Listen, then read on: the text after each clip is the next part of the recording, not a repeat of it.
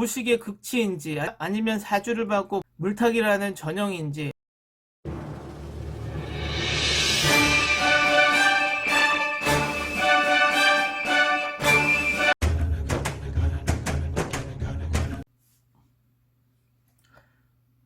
안녕하세요. 정치를 품격 있게 풀어드리는 정치클래스TV의 심상만입니다. 당신은 삼성에 대해서 어떻게 생각하시나요? 대한민국에서 가장 큰 글로벌 기업, 세계에서 손꼽히는 글로벌 기업, 이 삼성이 당신에게 무엇을 제공해 주었나요? 오늘은 삼성의 이재용 부회장이 대국민 사과를 한 가운데 이 사과에 대해서 구구 세력들이 물타기는 하는 모습이 기특해서, 오늘은 삼성의 이재용 부회장이 무엇을 잘못했고 구구 세력들이 왜 물타기를 하는지에 대해서 살펴보겠습니다. 일단 구구 세력 중에 서인이를 먼저 볼까요?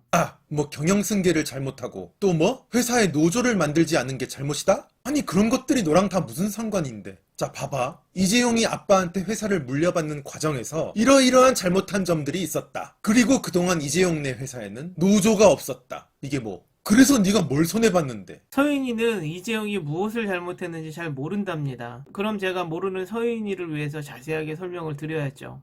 이재용 부회장은 주식회사 삼성을 아버지로부터 승계를 받기 위해서는 다수의 삼성 주식을 보유해야 합니다. 이재용 부회장은 그룹 승계를 위해서 삼성물산과 제일모직의 합병을 추진합니다. 여기까지는 기업 간의 합병이기 때문에 아무 문제가 없어 보입니다. 그렇지만 이 합병을 위해서는 삼성물산의 대주주인 국민연금의 동의가 필요합니다. 당연히 일반적이라면 삼성물산의 주가가 제일모직의 주가보다 비싸기 때문에 삼성물산과 제일모직이 합병하는 순간 국민연금은 막대한 손해를 보게 됩니다. 당연히 국민연금은 삼성물산과 제일모직의 합병을 반대하는 것이 상식입니다. 그러나 이재용 부회장은 박근혜의 측근인 최순실에게 뇌물을 바쳐가며 공기업인 국민연금이 합병을 할 수 있도록 압력을 가합니다. 그러므로 이재용 부회장은 합병을 함으로써 두 가지 큰 이득을 받게 됩니다.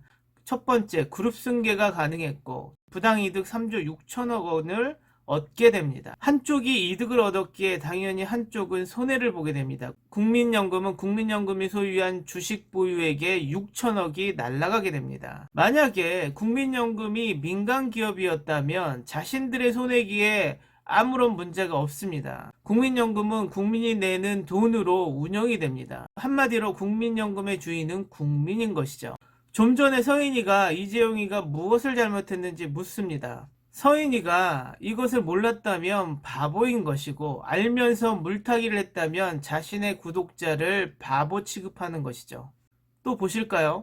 남의 아버지가 자기 자식한테 지네 가업을 물려주는데 네가 왜 괴로워? 어떤 아버지가 자식한테 가업을 물려주려는 마음으로 사업을 시작해서 열심히 운영했어. 이게 나쁜 마음이야? 그럼 저 하동관은, 우레옥은, 영춘옥은 그런 식당들의 경영승계도 다들 나쁜 거겠네? 서인이의 특징, 또 혼자 가상의 샌드백을 만들어 놓고 허공 속에 주먹질을 하기 시작합니다. 누가 삼성의 이재용 부회장을 경영승계하는데 싫다고 말하고 있나요?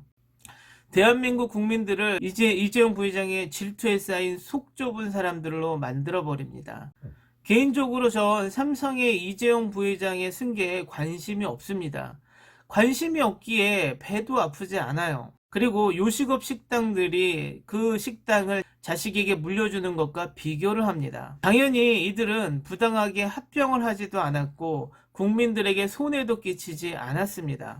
서인이는 삼국지에 나오는 성동격서 화법을 사용합니다. 동쪽에서 소리를 내고 서쪽으로 치는 자신들의 구독자를 속여먹는 화법입니다. 결국 그 말에 속는 사람이 바보인 것이죠.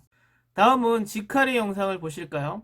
삼성의 이재용 부회장이 결국 대국민 사과를 하고 말았습니다. 다행이지 뭔지 괴상하게도 여론은 생각 외로 대체 왜 삼성이 사과를 하냐, 왜 끝도 없이 삼성을 괴롭히냐, 이렇게 기울어져 있어요. 여론이 이재용 부회장을 불쌍하게 생각한다고 합니다. 조중동 같은 구구신문들만 그렇게 떠들겠죠. 전 제 주위나 일반 신문에서 이재용 부회장에게 동정심을 갖는 기사는 보지 못했습니다. 구구들은 구구신문들만 보니까 우물한 개구리가 되는 겁니다. 그리고 이재용 부회장은 왜 그 압박에 못 이기고 사과를 할 수밖에 없었는지. 이재용이 압박에 못 이겨 사과를 했다? 대법원은 2심에서 뇌물죄로 적용되지 않은 부분까지 뇌물로 보고 2심의 판결이 부당하니 다시 하라고 내려보냈습니다. 그런데 이 부분에서 2심 재판장이 뜬금없이 판결만 하면 될 것을 준법감시위원회라는 것을 만들라고 종용을 합니다. 이상하죠? 결국 판사는 이재용 부회장에게 너는 내 말을 잘 들으면 면죄부를 줄 수도 있어란 암묵적인 신호를 보낸 것이죠. 그러하기에 특검 측에서도 재판장 기피 신청을 하고 있는 상황입니다. 왜 재판장은 삼성 이재용 부회장에게 관대함을 보일까요? 이것은 다음 보여줄 팩맨 영상에 힌트가 있습니다. 보실까요? 삼성 준법감시위원회가 어떻게 생긴지 아세요? 이재용 회장이 고등법원에서 2심 재판을 받았잖아. 네가 뭘 하는데 지금 세계에서 지금 피 튀게 경쟁하면서 전 세계 30만 인구를 먹여 살리는 이재용 부회장한테 네가 이래라 저래라 하냐고. 그때 당시에 정준영 판사가 삼성의 준법감시위원회 만들자. 팩맨 얘는 판사를 깔아내리고 이재용에게 준법감시위원회를 만들게 했다라고 판사가 감히 세계적인 대기업 이재용에게 명령을 내렸다라고 조롱을 합니다. 팩맨 얘는 정말 상식도 사리 판단도 못한다는 게 여기서 딱 나타납니다. 판사가 왜 이재용 부회장에게 준법감시위원회를 만들라고 권고를 했을까요? 이유는 딱 한 가지입니다. 내가 내 이야기를 따라줘야 판결에서 유리하다란 짜고 치는 고스톱, 그 판단도 하지 못하는 구구 세력의 수준입니다. 계속 보실까요? 진짜 내노라 하는 변호사들을 다 모인 것이 삼성 법무팀이고 삼성 감사팀. 그 위에다가 준법감시위원회 딱 만들었어. 이게 지금 법적으로 허용이 되는 조직이에요. 자신이 이야기를 하면서 지금까지 검사나 판사들이 왜 삼성에게 관대했는지 자신의 말 속에 답이 있는데도 헛소리를 하고 있습니다. 검사나 판사가 퇴임 후에 가장 가고 싶은 곳이 어디겠습니까? 실력을 인정받는다는 것, 대한민국 대기업의 법무팀 고문이나 대형 로펌으로 가는 것이 자신들에게는 엄청난 혜택입니다. 제가 더 이상 이야기를 해야 합니까? 그러므로 대한민국의 오너들은 유전무죄, 무전유죄의 그 표본을 항상 보여주는 것이죠. 이런 사회적 구조를 바꿔야 하는 이유가 검찰개혁, 사법개혁인 것입니다.